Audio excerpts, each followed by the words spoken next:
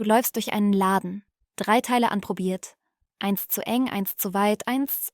Naja, der Spiegel dimmt dein Selbstwertgefühl sofort auf 60%.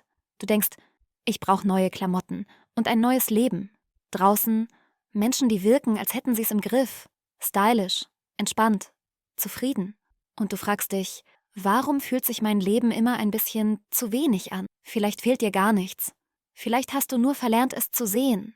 Heute geht's um ein Gefühl, das dich genau daran erinnert und dein Denken verändern kann. Dankbarkeit. Und nein, nicht als Wandtattoo, sondern als ziemlich unterschätzte Superkraft.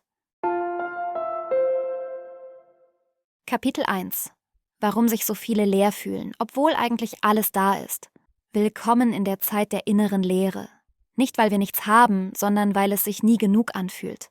Wir jagen nach mehr Erfolg, mehr Erfüllung, mehr Wow-Momente. Und wenn's mal still wird, fühlt sich das sofort falsch an. Instagram spuckt dir Gesichter aus, die lächeln, reisen, lieben, gründen, meditieren, alles gleichzeitig. Netflix flimmert im Hintergrund und überall geht's um große Fragen, verlorene Seelen und das eine wahre Ziel im Leben. Und du fragst dich still, reicht's eigentlich einfach nur zu sein? Und YouTube schlägt dir das nächste Video vor. 5 Wege, wie du endlich der beste Mensch wirst, der du sein könntest. Klingt gut, macht Druck. Denn mit jedem Swipe, mit jeder Headline rutscht das Gefühl ein Stück weiter weg, dass du, so wie du bist, vielleicht einfach reichen könntest. Und dieses Mehr fühlt sich an wie ein Hamsterrad, nur mit besserer Beleuchtung. Kapitel 2. Warum dein Gehirn nicht dein Freund ist. Zumindest nicht immer. Dein Gehirn liebt Sicherheit. Aber gleichzeitig vergleicht es alles permanent. Und leider hat es die unfaire Angewohnheit, das, was fehlt, wichtiger zu finden als das, was da ist. Psychologen nennen das den Hedonic Treadmill-Effekt. Du erreichst etwas und zack, ist es nichts mehr wert. Nächster Kick, nächstes Ziel. Der Belohnungseffekt verpufft. Und dann sitzt du da mit deinem Erfolg, deinem Partner, deinem Zuhause und denkst, warum bin ich trotzdem nicht glücklich? Kapitel 3. Die Wissenschaft hat's rausgefunden und es klingt zu einfach, um wahr zu sein. Vor rund 20 Jahren stellten sich ein paar Psychologen eine simple, aber revolutionäre Frage. Warum konzentrieren wir uns in der Psychologie eigentlich ständig nur auf das, was kaputt ist, statt auf das, was Menschen stark, zufrieden und widerstandsfähig macht? Das war der Startschuss für eine neue Denkrichtung, die positive Psychologie. Ins Rollen gebracht wurde sie 1998 vom US-Psychologen Martin Seligman, der sich fragte, was macht das Leben eigentlich lebenswert? Und eine der ersten und bis heute stärksten Antworten lautete Dankbarkeit. Nicht als kitschige Floskel, sondern als echtes Forschungsfeld. Was die Wissenschaft damals begann, ist heute gut belegt. Dankbarkeit verändert nicht nur kurzfristig deine Stimmung, sie verändert langfristig dein Gehirn. Die Bereiche, die für Belohnung, Empathie und soziale Bindung zuständig sind, werden aktiver. Oder kurz gesagt, dein Gehirn lernt, mehr Gutes zu sehen und weniger Mist zu glauben. Und das ist ein verdammt guter Deal in einer Welt, in der dir permanent suggeriert wird, dass dir irgendwas fehlt. Was haben also Menschen, die zufriedener sind als andere? Nicht unbedingt mehr Geld, nicht mal mehr Glück, sondern mehr Dankbarkeit.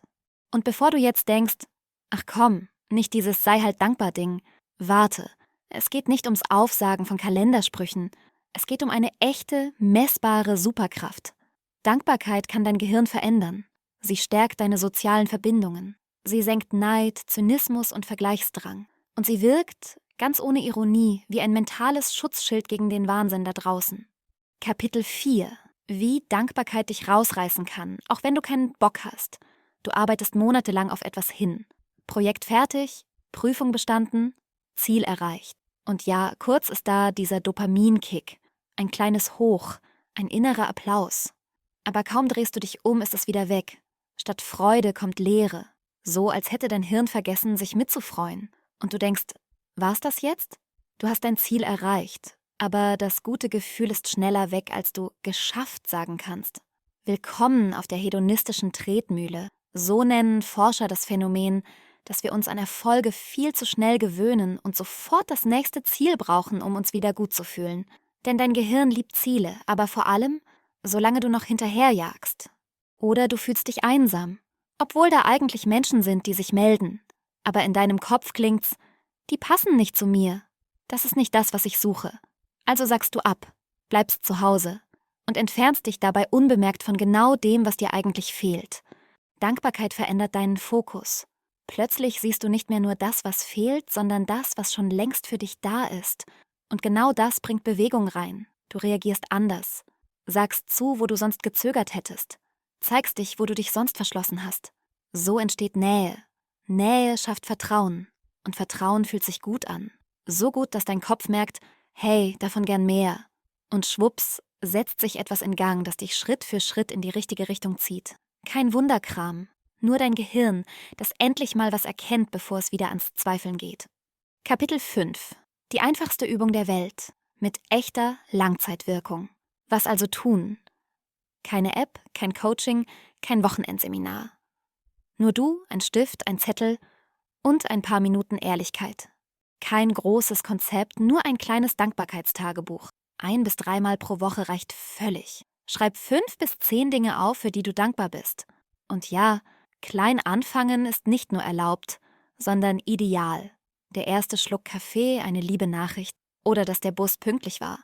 Frag dich ruhig mal, was würde mir fehlen, wenn es plötzlich weg wäre? Studien zeigen, diese einfache Übung verändert dein Gehirn messbar. Selbst Monate später erkennt man noch Spuren im MRT. Du stärkst damit die Fähigkeit, das Gute wahrzunehmen, wie ein Muskel, den du lange nicht benutzt hast. Wenn du es ausprobieren willst, in der Videobeschreibung findest du einen Link mit einer Auswahl an Dankbarkeitsbüchern, von schlicht bis verspielt, je nachdem, was dir liegt. Oder du fragst einfach mal bei deinem Buchhändler des Vertrauens nach.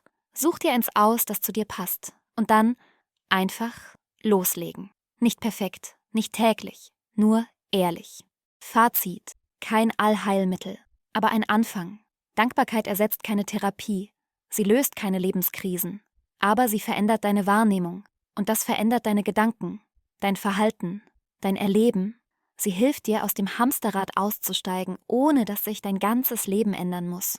Manchmal reicht schon ein anderer Blickwinkel und das Leben fühlt sich mehr nach Leben an. Vielleicht war heute was dabei, das dir gut getan hat. Wenn du magst, bleib gern hier. Still. Ohne Druck. Denn mal ehrlich, das Leben ist schon kompliziert genug.